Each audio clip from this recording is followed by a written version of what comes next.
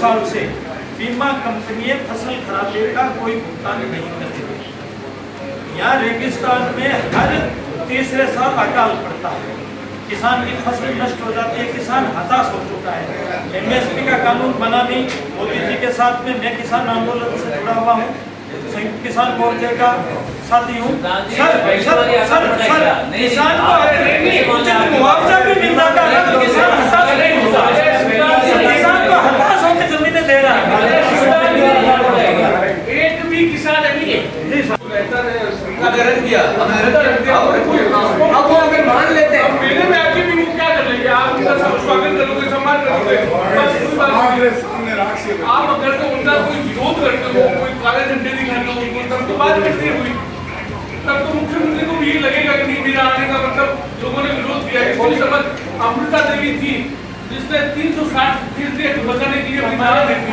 आज कोई समाज में आज कोई भी है जो ये कदम उठा ले अपने को ये को बता रहे हैं, अपने को आंदोलन ज्यादा करने वाले अपने को जो है हमारे पर्यावरण राष्ट्रीय पुरस्कार को प्राप्त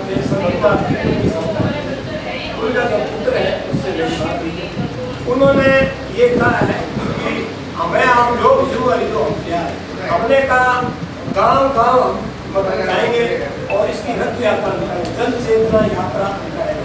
तो जन चेतना यात्रा के लिए उस दिन वहाँ पर वो जन चेतना यात्रा रथ आएगा, 3-4 गाड़ियाँ होगी, उसमें कार्यकर्ता होंगे, उसमें माइक होगा, उसमें सारा सामान होगा और वो जन चेतना यात्रा हमारी बहन ये कल से और ये करेंगे तब हमारे वातावरण बन जाएगा। वातावरण बन जाएगा तो हम इसको लंबा नहीं खींचेंगे ज्यादा। अब 15 आगे तो 15 अक्टूबर है, 15 अक्टूबर से पहले हम इसका निर्णायक महापड़ाव डालेंगे यहाँ कलेक्टर और कर्मचारी मैदान यहाँ पर। तो इसके भी अध्यक्ष है समाज के, उन ये विश्व समाज का अकेला का संघर्ष नहीं है, ये संघर्ष अब सबका हो चुका है। हमारा ये लंबा खींचने का कारण ये था कि हम ज्यादा से ज्यादा लोगों से रूबरू हो और मतलब उनको तैयार कर सके। इसके लिए क्या है कि इतना लंबा हर पार्षद से बात करेंगे इस संबंध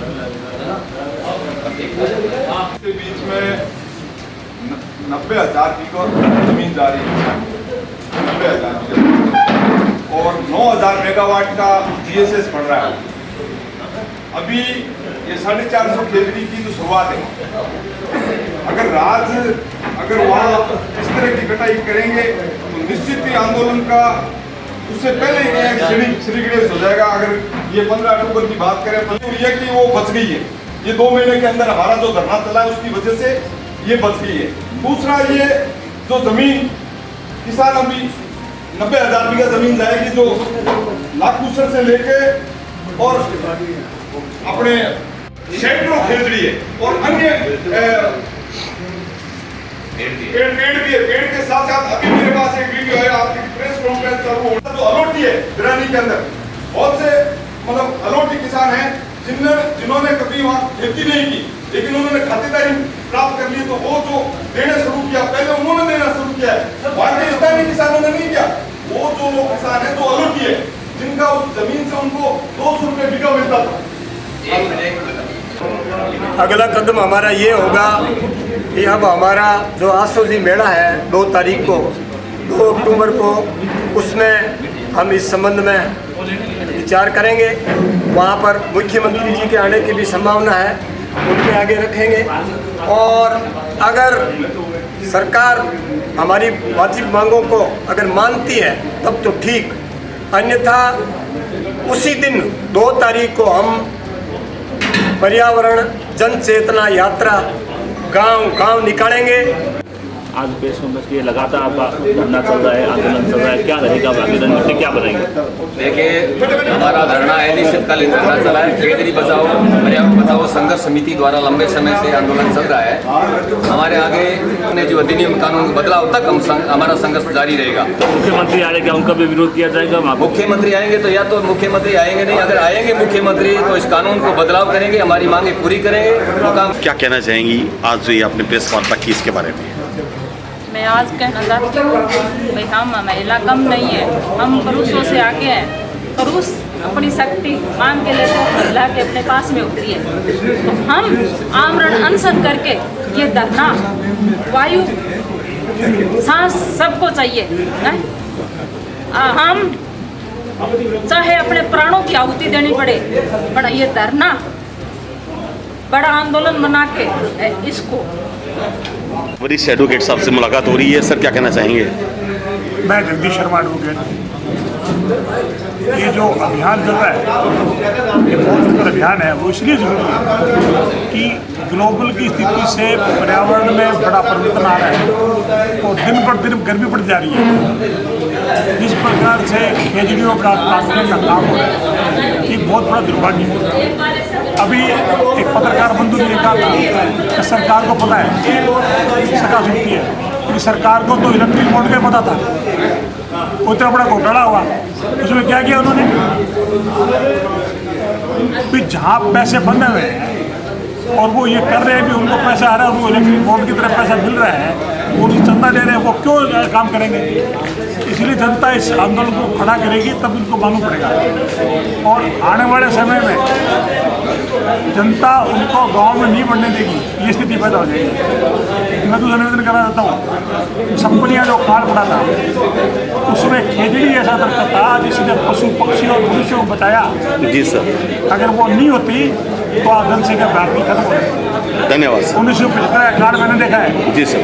1975 के काल के अंदर खेजड़ी के लौंग, खेजड़ी के पत्ते खा के पशु जिंदा रहे, आदमी जिंदा रहे, इसलिए खेजड़ी बचाने बहुत जरूरी है। धन्यवाद सर, बहुत बहुत धन्यवाद। कर्मठ कार्यकर्ता कहें या प्रहलाद सिंह मार्शल, किसी परिचय के मोहताज नहीं है। सर क्या कहना चाहेंगे? खेजड़ी बड़ा सेंसिटिव विषय है और सरकार को इसको गंभीरता से लेना चाहिए। एक्चुअल में ये सारा पूंजीपतियों के उस जाल में सारी चीज़ें खत्म होती जा रही हैं।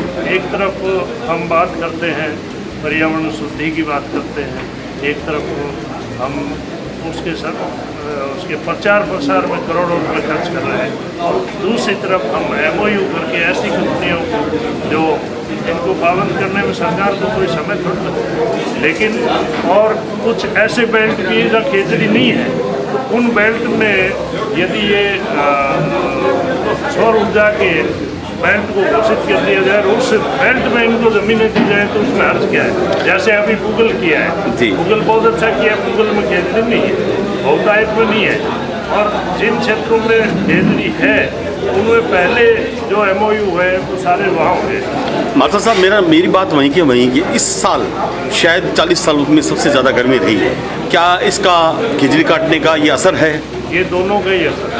सौर ऊर्जा की प्लेटें लगाने का भी असर है, उसके ऊपर से यदि कोई पक्षी उड़ते हैं तो मैं समझता हूँ तो अनिश्चित हो जाते हैं, और कई जो नज़दीकी में होते हैं तो वो गिर ही जाते हैं, वहीं मर जाते हैं। ऐसे ही उसकी गर्मी। दूसरी ये खेजड़ी काटने का, खेजड़ी का जो जड़ है वो सीधा नदियों से, झरनों से पानी लेती है, ना कि ये हमारे आम पानी। सही बात। नेचुरल जो पानी के संसाधनों उनसे नहीं लेती है, उसका प्राकृतिक झरनों से वो या नदियों से पानी लेती है। और खेजड़ी का एक और सत्य तथ्य ये है ऐतिहासिक कि जहाँ खेजड़ी है वहाँ पानी है। और पुराने समय में जिन गाँवों के आगे सर लगा हुआ है, मतलब इसका मतलब वहाँ नदी गुजर रही है, पानी है। बहुत अच्छा रूबरू हुए हम। सर के जितने भी गांव हैं उसके अंदर खेजड़ी आपको अवश्य ही मिलती है। रूबरू हुए हम प्रहलाद सिंह मार्शल से, जो किसी परिचय के मोहताज नहीं है। धन्यवाद। क्या कहना चाहेंगे खेजड़ी बचाओ के बारे में?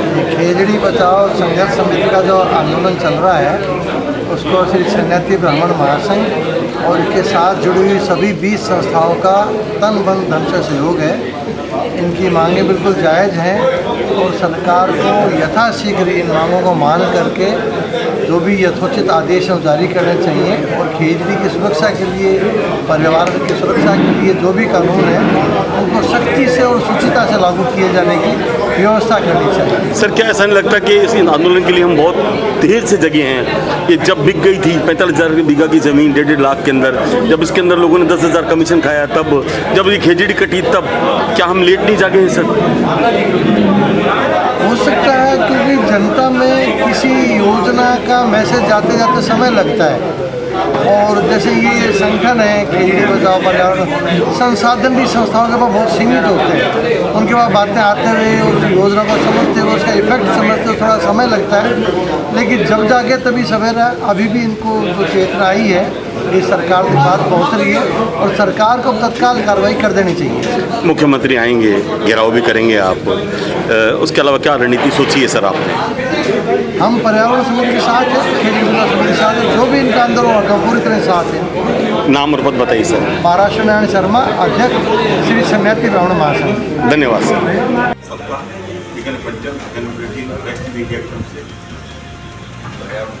आप हमें समर्थन देते रहो, आपका आशीर्वाद हमारा सहयोग सदैव तो भी सभी सामाजिक सरोकार है।